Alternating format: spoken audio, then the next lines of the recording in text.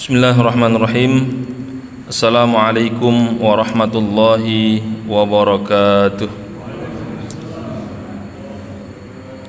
Alhamdulillah. Alhamdulillahilladzi razaqana bi syariatil Islam. Walhamdulillahilladzi wahabana bi ni'matil imani wal Islam. Wassalatu wassalamu ala nabiyyina Muhammadin sallallahu alaihi wasallam wa ala alihi wa sahbihi wa man tabi'ahu bi ihsanin ila yaumiddin. Para jemaah yang saya muliakan dan rahmati Allah Subhanahu wa taala, malam ini kalau mengikut pertanggal Hijriyah adalah 1 Rajab 1447 Hijriyah. Tapi hilal ternyata mengatakan besok jatuh tanggal 1 Rajab, berarti malam ini adalah 1 Rajab 1447 Hijriyah. Mengambil fadilah bulan haram, salah satunya bulan Rajab. Kemudian mengambil fadilah antara maghrib dan isya, doa-doa diistijabah. Mengambil fadilah turunnya hujan, doa juga diistijabah. Mari kita doakan saudara kita di Sumatera, semoga diberikan kekuatan, mendoakan saudara kita di Palestina diberikan terus ketabahan, saudara kita di Sudan yang sakit diberikan kesehatan, mendoakan donatur diberikan keberkahan, jamaah pengurus juga mendapatkan kebaikan. Ala hadhin niyah wa kullu niyatin salihah kiramil Fatihah. Bismillahirrahmanirrahim. Alhamdulillahirabbil alamin arrahmanir rahim maliki yaumiddin. Iyyaka na'budu wa iyyaka nasta'in mustaqim shiratal ladzina an'amta 'alaihim ghairil maghdubi 'alaihim waladdallin. Bapak Ibu jemaah yang dirahmati Allah Subhanahu wa taala, kita masih lanjutkan berputar tentang As-Sulthah Al-Qadaiyah, otoritas lembaga yudikatif atau pengadilan dalam Islam. Bahasan-bahasannya cukup detail, meskipun agak sedikit berat, tapi insya Allah akan coba kita rangkum dengan bahasa yang mudah dipahami sambil kita bisa melihat, membandingkan dengan sistem pengadilan yang ada di negara kita, sehingga kita bisa mengambil kesimpulan perlu kita paham tata cara pengadilan dalam Islam dan bagaimana penerapannya di negara kita, sehingga kita bisa memahami mana yang sesuai dengan Islam, mana yang mungkin sedang berproses agar sesuai dengan syariat Islam. Materinya adalah pada subbagian al-qada'ul adi wa tanzimuhu, pengadilan terkait dengan hukuman pidana maupun perdata serta tata kelolanya. Jadi kalau dalam pengadilan itu, Bapak Ibu sekalian, ada 4 tahapannya. Ada hakim, ada panitera, ada panitera pengganti, dan ada jurusita dan jurusita pengganti. Nah, biasanya itu urutan dalam hakim. Ada hakim, kemudian ada panitera yang mencatat segala proses pengadilan, dan ada jurusita yang ditugaskan hakim untuk memproses. Baru kemudian kesekretariatan dalam dunia kehakiman. Kita akan lihat bagaimana Islam memberikan aturan tentang tata kelola pengadilan dalam pandangan Islam dan pendapat 4 mazhab tentang kedudukan pengadilan dalam Islam. Pak Ustadz, saya kalau cerita pengadilan pusing, saya serahkannya sama pengacara. Udah, pokoknya saya tinggal terima bersih. Nah, itulah yang membuat pengacara tambah kaya. Kenapa? Kita harus paham juga supaya nanti kalau dimakap sama dia biayanya kita tahu, oh bukan segitu biayanya, kan begitu ya. Nah, biaya segini Pak, biaya sidang begini, ini begini, fee kalau sukses. Belum sukses dia sudah kaya, apalagi sukses, kan begitu. Nah, harus paham juga kita supaya kita mengerti bagaimana berhukum itu dan kita paham bagaimana prosesnya. Ada satu ungkapan yang meskipun ungkapan ini tidak bisa dikatakan pembenaran, tapi ungkapannya sering, kalau Anda berproses di pengadilan, Anda mempersoalkan seekor sapi, maka Anda akan kehilangan 10 ekor sapi. Kalau Anda berpengadilan satu rumah, maka Anda akan kehilangan 100 rumah. Biasanya begitu, karena saking besarnya biaya proses itu. Bagaimana Islam melihat itu? Itu yang kita uraikan, pandangan para ulama dan bagaimana Islam mendudukkan posisi pengadilan. Yang pertama, kita lihat dulu kepada apa syarat perlu yang harus dimiliki oleh seorang qadhi atau hakim. Nanti kita lihat di kita terpenuhi enggak itu. Pertama, al-qada'u wilayatun 'ammah mustamiddah minal khalifah. Kita lihat, pengadilan itu adalah sistem perwalian umum yang dasarnya penunjukan langsung oleh khalifah. Kalau negara kita berarti sesuai bahwa hakim agung itu usulan presiden melalui fit properties dari DPR, kan begitu. Fala yasluhu lit-ta'yin fihi illa man kana mustakmilan awsafan muayyanah. Tidak boleh orang itu ditunjuk menjadi seorang hakim untuk memutuskan perkara kecuali dia memenuhi syarat perlu untuk menjadi seorang hakim dan syarat umum untuk menjadi seorang hakim tabaqan li ahliyatin muayyanah, berdasarkan kemampuannya yang sifatnya khusus terbatas. Jadi hakim itu keahlian khusus terbatas dalam pandangan Islam. Apa itu? Ahliyatun muayyanah. Kompetensinya itu tidak sembarang orang. Sehingga keputusannya itu keputusan yang akan memberikan dampak kepada umat dan agama. Bisa dibayangkan kalau hakimnya nggak benar, kan bisa disogok, karena keputusan hakim tidak bisa dibatalkan. Makanya ketika rame sudah MK putuskan, kan nggak bisa dibatalkan keputusan MK itu, tapi bisa diturunkan hakimnya karena melanggar kode etik, kan hukumnya sudah final itu. Itu sama dengan kaedah fikih yang kita pelajari, al-ijtihad la yanqudu bil ijtihad. Ketika seorang hakim pemimpin mengeluarkan ijtihadnya, tidak bisa dibatalkan dengan ijtihad yang lain. Dua-dua jalan. Makanya penentuan lebaran nggak bisa dibatalkan, dua-dua jalan. Karena berdasarkan kalender hijriyah, almanak kan sebenarnya hari Ahad 1 Rajab itu, tapi kalau hilal kan besok 1 Rajab itu. Nggak bisa dibatalkan karena dua-dua hasil ijtihad. Nggak perlu disebutkan dari mana, udah ketahuan kalau ormas yang menggunakan hijriah penanggalan, udah itulah ormasnya. Kalau hilal berarti inilah ormasnya, udah beda itu. Maka kemungkinan bisa beda nanti itu, karena 1 Rajabnya Ahad dan Senin. Dan menurut para ulama, karena 4 mazhab ada namanya syurutul muttafaq, ada namanya syurutul mukhtalaf. Menurut 4 mazhab, yaitu mazhab Hanafi, Maliki, Syafi'i dan Hambali, ada syarat mutlak yang harus dipenuhi, yang 4 mazhab itu tidak berbeda pendapat. Tapi ada 3 syarat yang melengkapi yang para mazhab berbeda pendapat. Nah, ini kan kita tahu. Alhamdulillah Pak Ustadz, anak saya lolos jadi hakim sesuai dengan 4 mazhab yang saya pelajari. Oh, mantap itu, berarti anaknya hakim yang benar itu. Alhamdulillah. Apa yang pertama?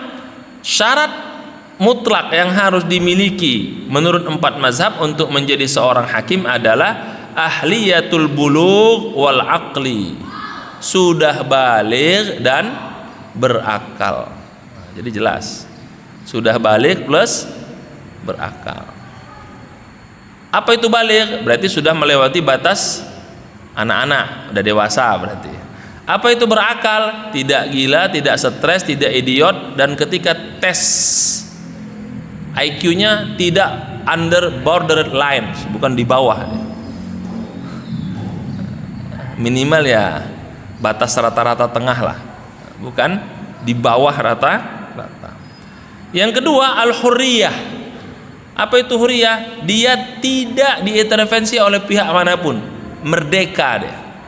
Artinya apa? Independen. Berarti tidak boleh hakim itu titipan golongan. dia harus di atas semua golongan. Nah, berarti boleh parpol, kalau dalam pendapat tidak boleh. Dia harus independen, memang pakar di bidang hukum. Yang ketiga, al-Islam, harus beragama Islam. Nah, itu mutlak yang tidak bisa dibantah. Tapi mazhab Abu Hanifah itu boleh hakimnya non muslim. Nah, ini berbeda. Mazhab Abu Hanifah ajaza wilayatu li ghairil muslim alal muslim. Nah, boleh pengangkatan hakim non muslim terhadap muslim jika terkait dengan masalah-masalah muamalah. Tapi tiga mazhab, yaitu Syafi'i, Maliki, Hambali, tidak harus muslim. Yang keempat, salamatul hawas, panca inderanya harus sehat semuanya. Tidak boleh telinganya budek, matanya rabun, kemudian bicaranya tidak jelas. Kalau telinga budek, beli alat, bisa mendengar, boleh. Kalau mata rabun pakai kacamata, berarti boleh, kan begitu. Artinya panca indera yang 5 itu tidak cacat permanen atau tidak berfungsi permanen, tidak berfungsi sama sekali, itu tidak boleh. Yang kelima, al-ilmu bil ahkamis syar'iyyah, dia harus menguasai hukum-hukum syariat. Nah, jadi ada 5 menurut 4 mazhab yang disepakati, tapi 4 disepakati, yang 1 Abu Hanifah membolehkan. Jadi 4 disepakati, 1 berbeda. Kemudian syarat pelengkap, harus adil. Lagi-lagi menurut madhab Syafi'i, Maliki, Hambali, enggak boleh bekas narapidana, bekas koruptor, fasik jadi hakim, enggak boleh. Tapi mazhab Hanafi boleh. Ini kan berbeda ini. Lagi-lagi mazhab Hanafi ini memang mazhab yang bisa dikatakan mazhab rasional. Dia memang sering berbeda dengan 4 mazhab ini, 3 mazhab yang ada. Sebagai contoh, saya berikan contoh bagaimana mazhab Hanafi itu sangat rasional dan bagus. Bahwa mazhab Hanafi mensyaratkan zakat fitrah itu pakai uang, kan? Sementara 3 mazhab tidak, pakai makanan pokok. Ternyata sekarang hampir rata-rata orang mayoritas menggunakan uang, kan, untuk bayar zakat fitrah. Ini bukti bahwa mazhabnya rasional dan dulu ditolak karena lebih mayoritas pendapat, tapi sekarang banyak dipakai. Contohnya begitu. Nah, misalnya kalau untuk poligami, kan 3 mazhab mengatakan nggak perlu izin kepada istri. Mazhab Hanafi izin sama istri. Nah, kita kan pakai yang mana? Ya, yang 3 mazhab kan lebih mayoritas. Nah, contohnya begitu. Menurut 3 mazhab Maliki, Syafi'i, Hambali, bahwa hakim itu harus adil. Indikator adilnya dia tidak pernah terlibat kegiatan fasik atau narapidana. Berarti kalau dia pernah koruptor, kasus nggak boleh. Tapi kata mazhab Abu Hanifah boleh. Yang penting kan dulu kenanya, sekarang udah enggak, kan gitu ya. Nah, kata mazhab Abu Hanifah boleh.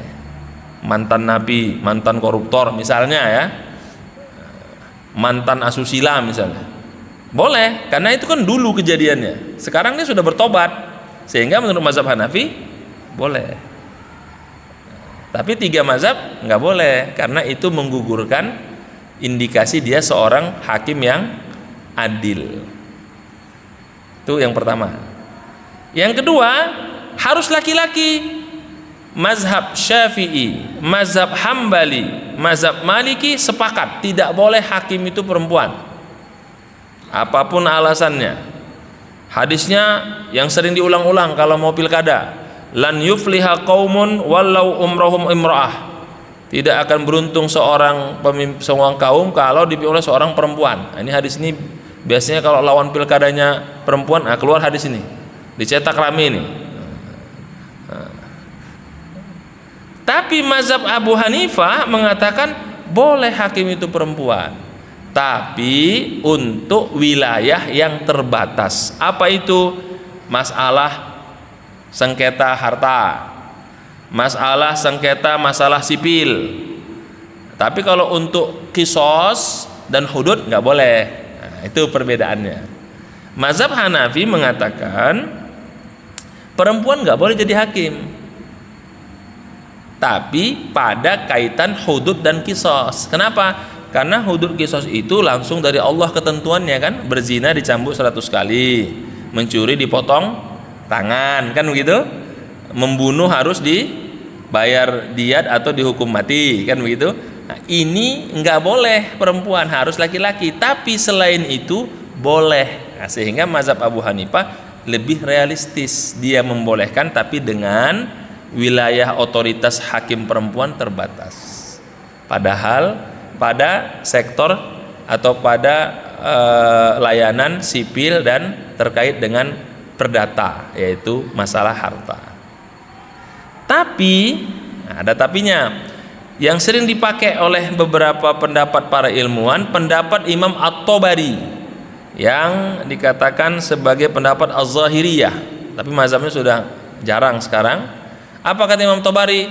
Boleh perempuan menjadi hakim, menjadi pemimpin mutlak, qada'ul mar'ah fi kulli syai'.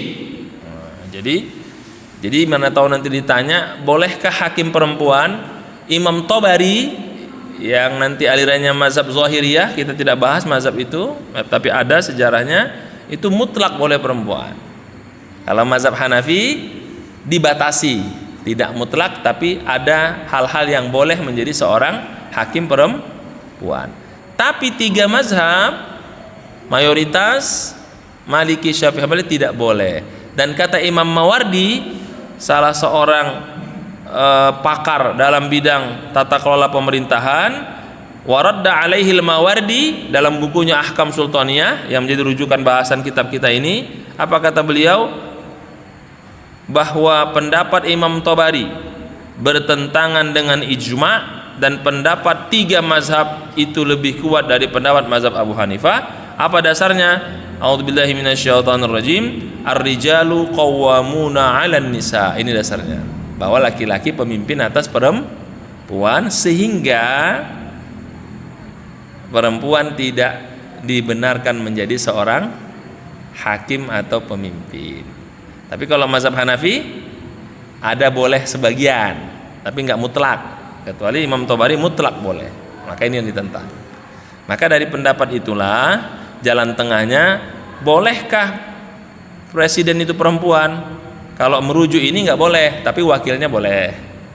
Bolehkah gubernur perempuan? Kalau merujuk ini tidak boleh, wakilnya boleh. Nah, itu cara mengambil jalan tengah terkait dengan pendapat mazhab Abu Hanifah yang membolehkan perempuan tapi dengan otoritas terbatas, bukan pemimpin tertingginya. Tapi 3 mazhab Maliki, Syafi'i, mutlak, hakim pemimpin harus laki-laki.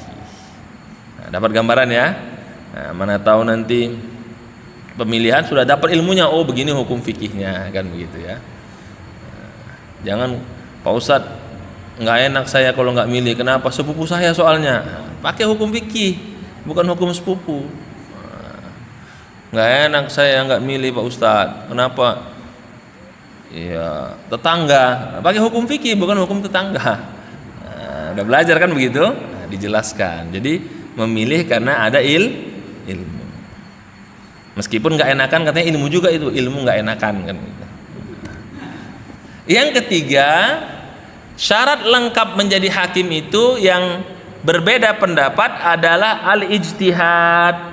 3 mazhab Maliki, Syafi'i, Hambali dan sebagian mazhab Hanafi sepakat bahwa yang menjadi hakim harus mampu dan kompeten melakukan produk ijtihad. Jadi dia bisa menyimpulkan hukum.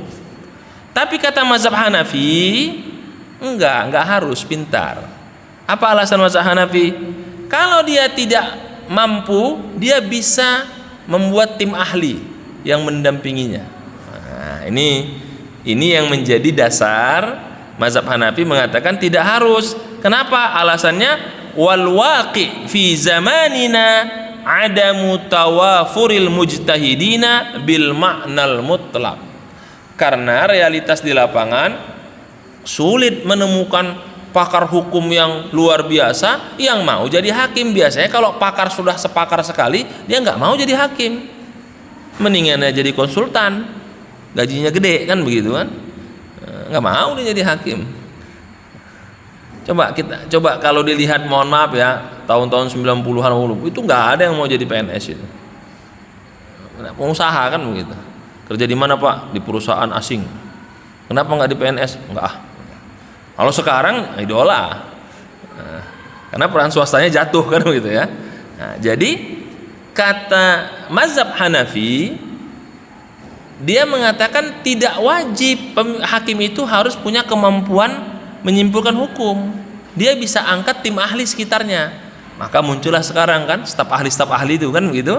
Nah, tapi ketiga mazhab Syafi'i, Hambali dengan Maliki harus. Nah, kalau kita lihat dua pendapat ini, maka pendapat mayoritas ulama Maliki, Syafi'i, Hambali itu pendapat yang ideal. Sehingga ketika dia jadi pemimpin, dia tidak perlu banyak staf ahli sama satgas. Itu akan mengurangi apa? Biaya. Tapi zaman sekarang susah nyari orang yang sempurna, maka pendapat mazhab Hanafi lebih realistis, tapi akan banyak biaya untuk memberi gaji kepada staf, dan khusus kan nanti staf sus, tim ahli, tim semua tim ada 30 orang. Berarti yang digaji berapa? 30 orang plus 1 kan begitu. Saya ketemu beberapa jamaah yang saya bawa umroh. Dulu kerja apa Pak Haji? Staf sus Menteri Perdagangan. Oh, Masya Allah, staf sus. Berarti gajinya khusus juga Ustaz. Nah, apa? Tim ahli gitu. Jadi dia kerjaannya staf aja, tapi staf ahli, tim khusus, tim satgas. Itu udah kaya raya. Saya langsung bayangkan Pak Haji ini ngajak ikut sama saya umroh, saya gawe ke sana kemari, royal orangnya. Saya tanya kerja apa?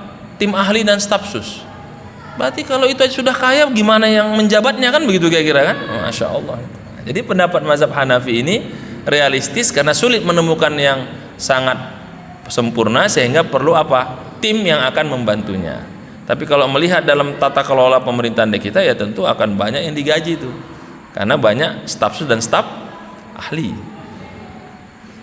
Saya tak lihat, kalau saya dikirim itu sering dibuka pendaftaran staf-staf ahli itu ya, banyak sekali itu. Nah, jadi 3 syarat penyempurna hakim itu, lagi-lagi mazhab Hanafi berbeda. Dia tidak mensyaratkan harus adil, boleh mantan narapidana tapi yang jelas dia sudah bertobat. Yang kedua, tidak harus laki-laki, boleh perempuan dengan otoritas terbatas.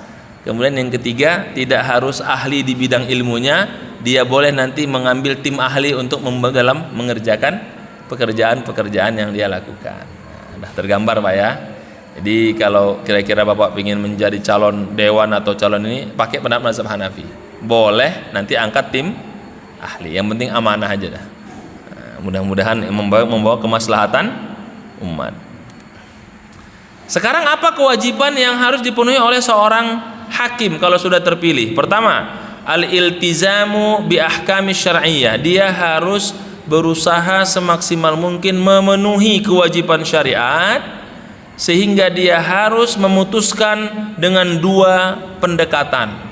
Menggunakan dalil qat'i, dalil mutlak yang tidak bisa dibantah, Quran dan Sunnah. Yang kedua, menggunakan dalil zanni, yaitu dalil yang mungkin masih ada multi tafsir, tapi lebih mendekati kepada kepastian, sehingga apa yang dia ambil nanti itu berdasarkan keyakinannya. Nah, maka ada istilah keyakinan hakim kan begitu.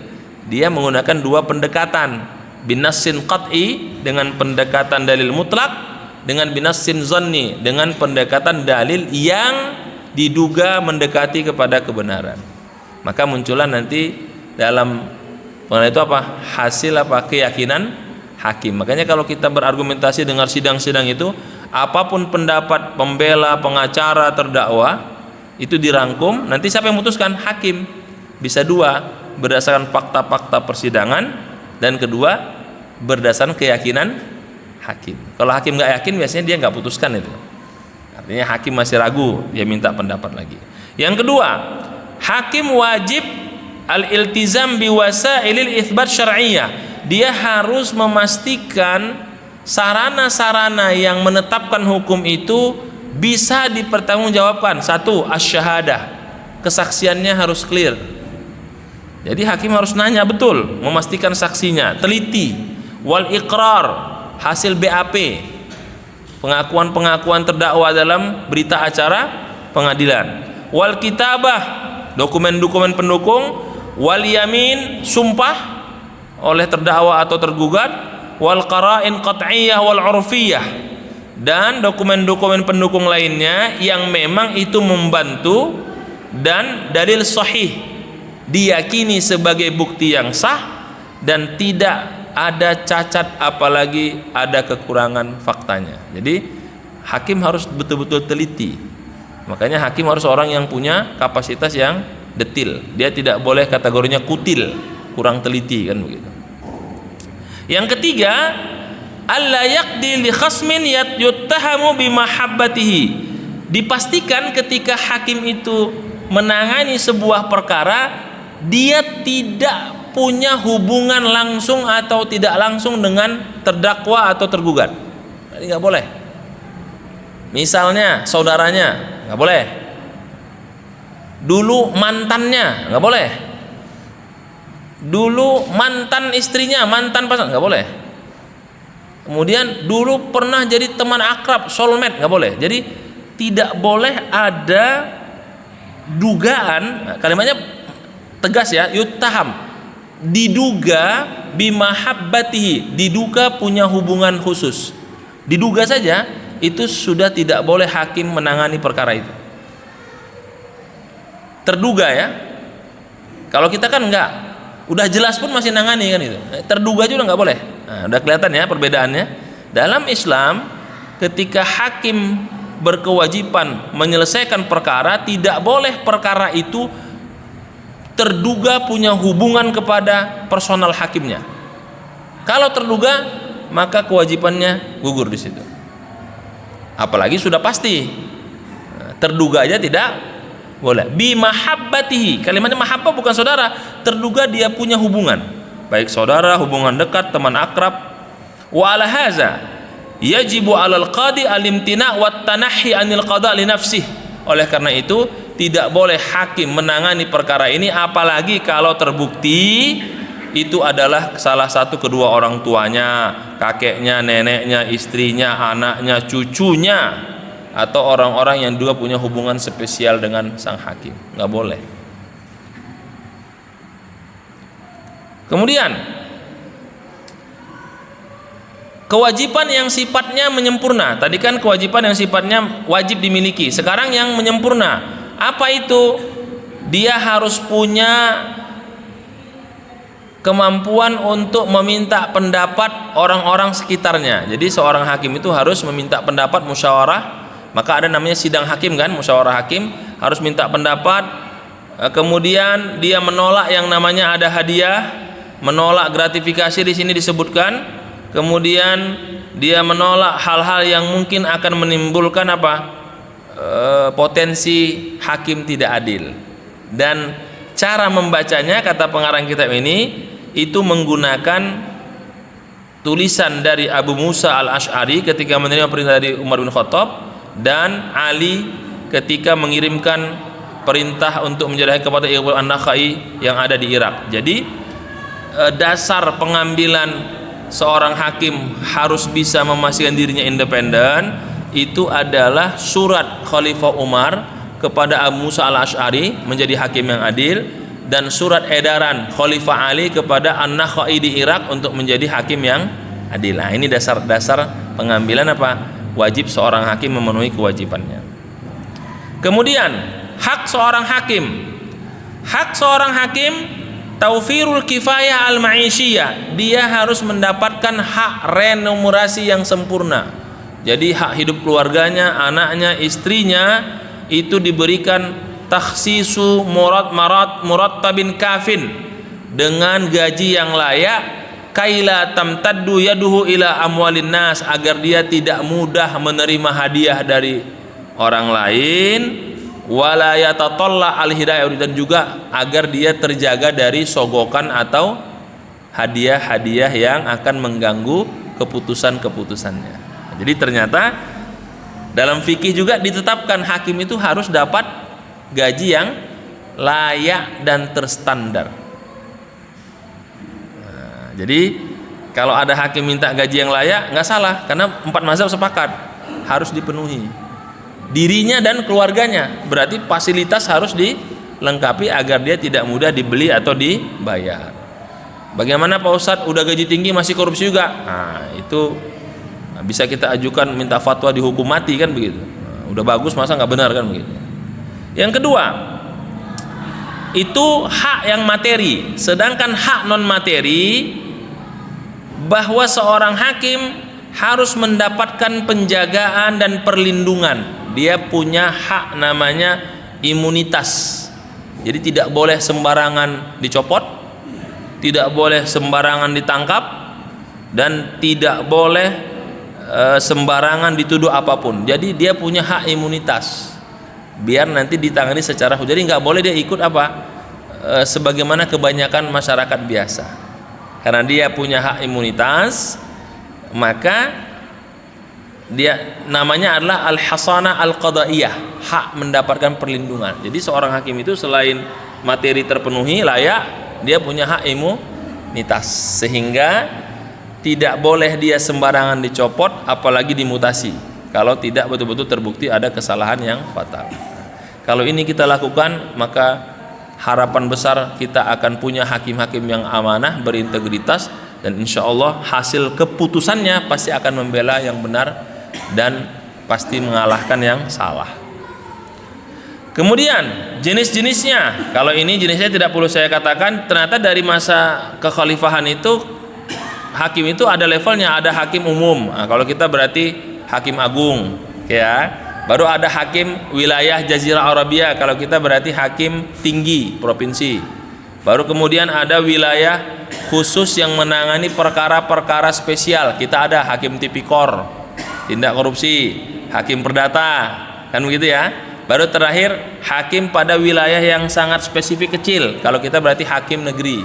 Kita kayaknya sama polanya, ada hakim negeri berarti itu PN, ada hakim tinggi berarti PT, pengadilan tinggi, ada hakim agung berarti Mahkamah Agung. Ini sama.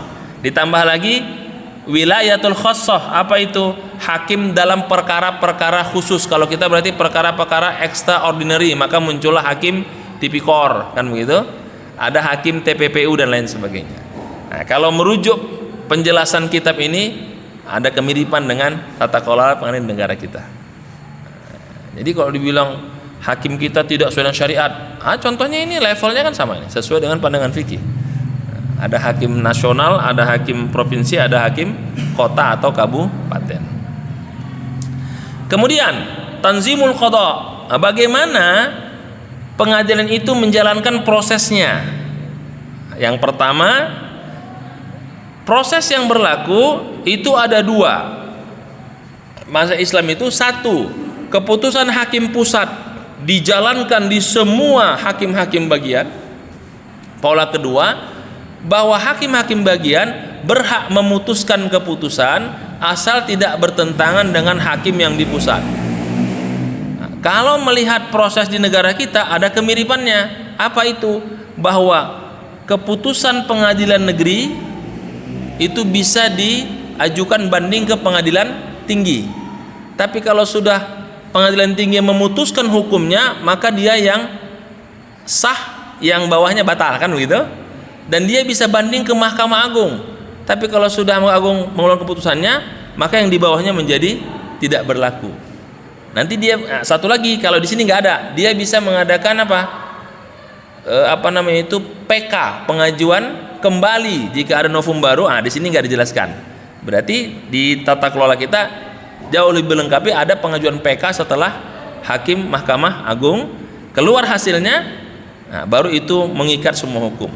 Kata Imam Mawardi, sistem tata kelola pengadilan dalam Islam itu terbagi kepada dua, menangani masalah pidana dan menangani masalah perdata.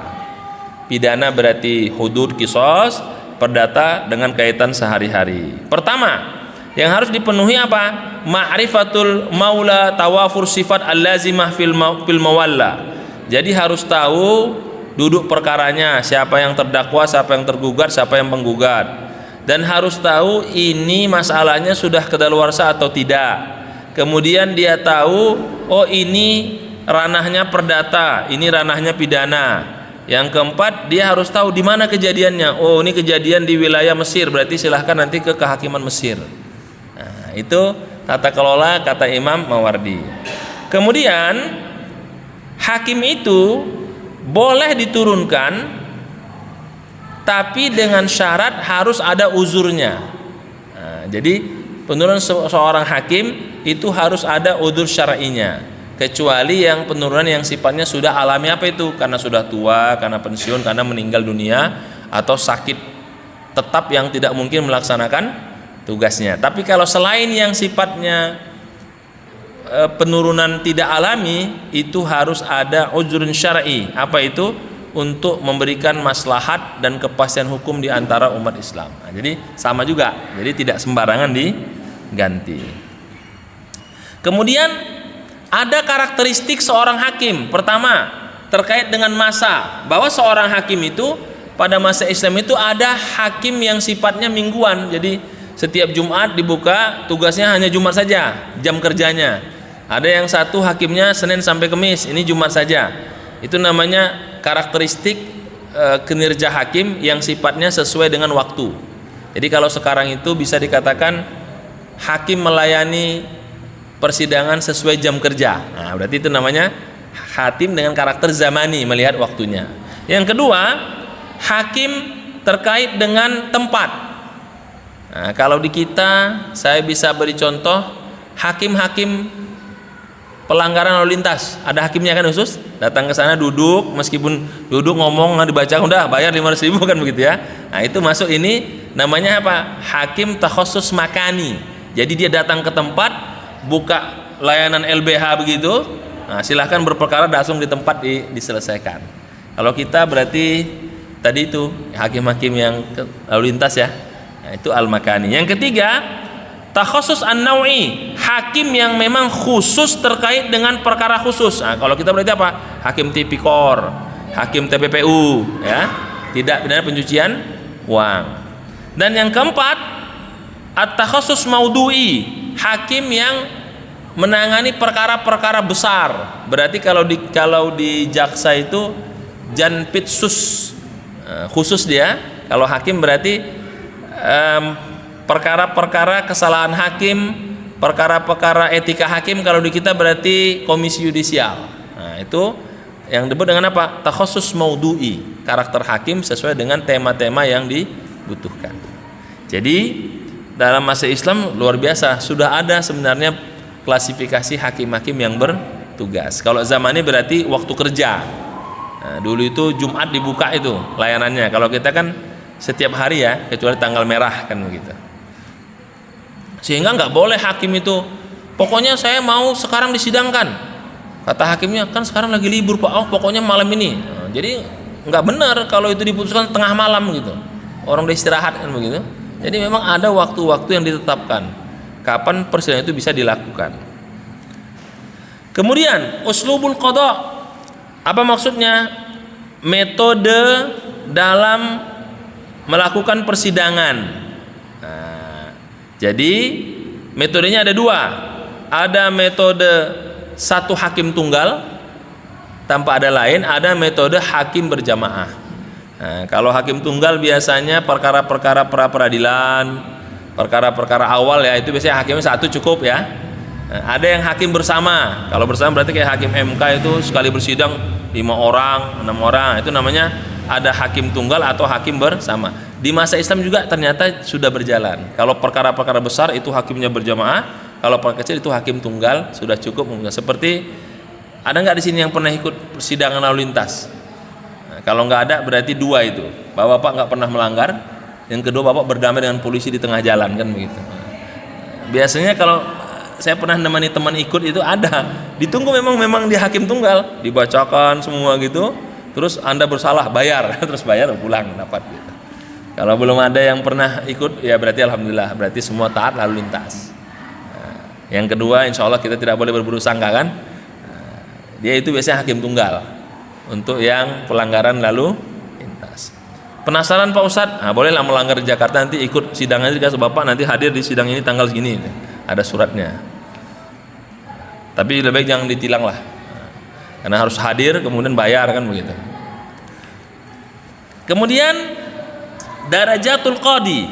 Jadi seorang hakim itu harus paham mana yang disebut dengan kode etik hakim, mana yang disebut dengan integritas hakim. Dia harus paham. Tidak boleh dia melanggar kode etik seorang hakim, apalagi dia meruntuhkan integritas seorang hakim. Mari kita lihat bagaimana melihat integritas hakim itu, yaitu surat Umar bin Khattab kepada Abu Musa al-Asy'ari. Apa kalimatnya? Wala yamna'uka qadaitahu bil amsi. Jangan pernah engkau menarik putusan yang telah engkau putuskan lalu engkau revisi keputusan itu. Itu nggak boleh, karena keputusan yang sudah dikeluarkan itu sudah menjadi berkekuatan hukum tetap. Jadi nggak boleh. Yang kedua, jangan engkau menerima hadiah dari orang yang berperkara sehingga kesadaran hukummu itu akan berpindah menjadi kesadaran yang melawan kebenaran. Jadi hakim tidak boleh diintervensi. Alhamdulillah Pak Ustadz, saya tidak pernah diintervensi. Cuman saya nggak enakan aja. Nah, itu intervensi namanya itu. Jadi nggak bisa memutuskan. Li'anal haqqa qadim, karena kebenaran itu sejak dahulu kala. Warruju' ilal haqqi khairun minat tamadi fil batil. Tapi kalau engkau menemukan bukti kebenaran, engkau boleh membatalkan yang engkau putuskan kalau engkau yakin itu kebenaran. Karena kata Umar bin Khattab, kembali kepada kebenaran atau engkau menganulir pendapatmu sebelumnya karena salah, itu jauh lebih baik dan lebih mulia daripada engkau meyakini keputusanmu itu dan itu salah dan itu berefek menjadi kebatilan sepanjang masa. Nah, jadi Umar ingin mengatakan seorang hakim hati-hati mengambil keputusan, jangan sampai keputusannya menjadi kesalahan yang akan dipertahankan sepanjang masa. Nah, artinya apa poin yang mau disampaikan dari surat Umar ini? Bukan berarti merubah keputusan, tapi berhati-hatilah mengambil keputusan, karena keputusan yang salah itu akan menjadi bahaya sepanjang masa, dan keputusan yang benar itu akan menjadi maslahat sepanjang masa. Kemudian sebagai penutup, sifat seorang qadi. Bagaimana seorang hakim mengambil sikap kalau sudah memutuskan? Sepakat mayoritas ulama 4 mazhab mengatakan seorang hakim harus bisa mengambil keputusan yang keputusan itu fala yuhillul harama wala yuharrimul halala, tidak sampai menghalalkan yang haram apalagi mengharamkan yang halal. Wala yunshi'ul huquq wa innama yazharuha wa yakshifu anna fil waqa'i, dia tidak boleh mengambil kesimpulan kecuali dia telah mempelajari dan membuka tabir itu sesuai dengan fakta dan realita. Jadi hakim harus betul-betul menggunakan basirah, kalau bahasa sekarang itu basirah, pandangan keimanan, ketakwaan dan kemampuannya untuk mengambil keputusan. Kenapa?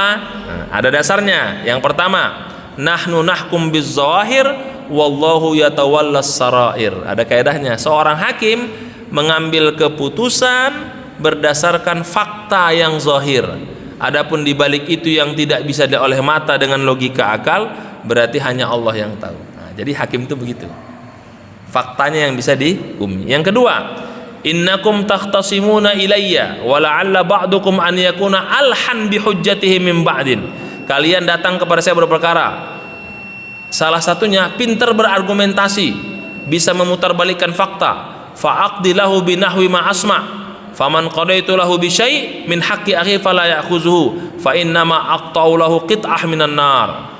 Ketika aku mengambil keputusan sesuai dengan fakta itu dan ternyata itu tidak sesuai, maka aku sedang mengambil potongan dari batu api neraka. Jadi Rasul ingin katakan seorang hakim itu hati-hati, dia sedang memberikan batu api neraka atau batu surga. Nauzubillah. Dan kata Rasul mengutip pendapat mazhab Abu Hanifah, ada lagi yang lebih menarik. Hakim itu ternyata ada 3 kategorinya. 1 di surga, 2 di neraka. Siapa yang di surga? Yang menetapkan hukum dengan benar dengan keilmuannya, ini di surga. Yang di neraka, yang menetapkan hukum itu salah padahal dia tahu itu salah, di neraka. Yang kedua, menetapkan hukum karena ketidaktahuannya, karena kebodohannya, itu di neraka. Jadi hakim yang neraka itu hakim yang tidak berilmu, sama hakim yang punya ilmu tapi dia menyelewengkan ilmunya. Nah, ini 2 di neraka, yang 1 yang berilmu dan menegakkan kebenaran sesuai dengan ilmunya. Ini yang masuk surga. Dan sebagai penutup, seorang hakim kata mazhab Abu Hanifah itu adalah menegakkan kebenaran. Kalau ada yang memberikan tuduhan, maka dia harus mendatangkan bukti. Dan ketika hakim sudah memutuskan sebuah hukum, paling tidak memenuhi 2 syarat. 1, dia harus memastikan bahwa saksi tidak berbohong. Yang kedua, dia harus memastikan bahwa perkara ini tidak kedaluarsa. Jadi hakim harus bisa tahu betul ini masalah bisa ditelusuri. Misalnya kejadian tahun 1325 Masehi. Wah, berarti berapa tahun itu? 700 tahun yang lalu, kan nggak mungkin itu. Kan begitu ya. Tapi Pak Hakim ada rekaman YouTube-nya. Nah, mustahil. Mana ada YouTube 700 tahun, kan begitu kan? Sekarang baru ada. Itu contohnya. Yang kedua, dia memastikan saksi ini benar, tidak mungkin berbohong. Apa? Faktanya, qorinahnya, bukti pendukungnya, dan hal-hal lain, dan keyakinan hakimnya dengan basirahnya, dengan ketakwaannya ini benar. Nah, maka dia baru mengambil keputusan. Jadi kalau ada yang pernah kita dengar berita hakim mengambil keputusan dengan tergesa-gesa, itu sudah dicurigai hasil keputusannya. Karena harus dengan tenang, berdasarkan basirah dan spiritual seorang hakim sesuai dengan fakta-fakta yang dimiliki olehnya. Saya kira itu penjelasannya. Sebagaimana saya sampaikan, ada yang mirip dengan negara kita, alhamdulillah, tapi yang ada kurang sesuai, itu yang kita tambah ilmu bahwa ada hal-hal yang harus kita pahami. Mana tahu nanti cucu kita, ponakan kita, mantu kita jadi hakim. Nah, bisa kita sampaikan ternyata hakim itu dari 3, 1 yang masuk surga, 2 masuk neraka. Nauzubillah. Demikian, walafu minkum. Karena sudah masuk waktu, nanti kalau bertanya boleh di teras ya. Nah, kalau mau ngobrol saya silahkan.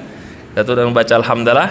Alhamdulillahirabbil alamin. Subhanakallahumma bihamdika asyhadu an la ilaha illa anta astaghfiruka wa atubu ilaik. Alhamdulillah alamin. Assalamualaikum warahmatullahi wabarakatuh.